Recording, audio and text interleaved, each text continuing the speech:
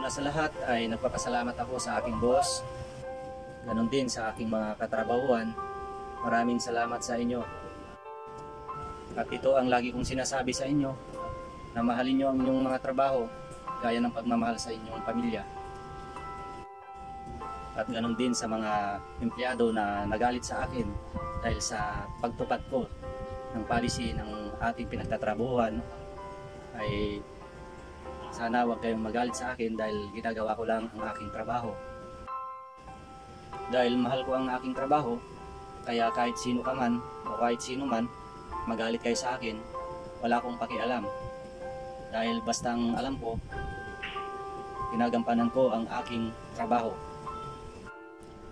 At hindi ako tatagal ng 10 taon kung hindi ko ginampanan ang aking mga gawain.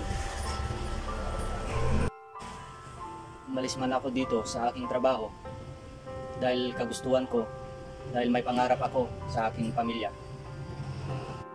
Dahil hanggang hindi ko natapos at matupad ang aking pangarap sa aking mga anak at ang aking pamilya, ay hindi ako titigil para lumaban sa pagsubok ng aming buhay. Hindi ko kayo makakalimutan dahil karugtong na kayo ni Kuya Guards sa kanyang buhay. Abangan ang susunod na kabanata ng buhay ni Kuya Guards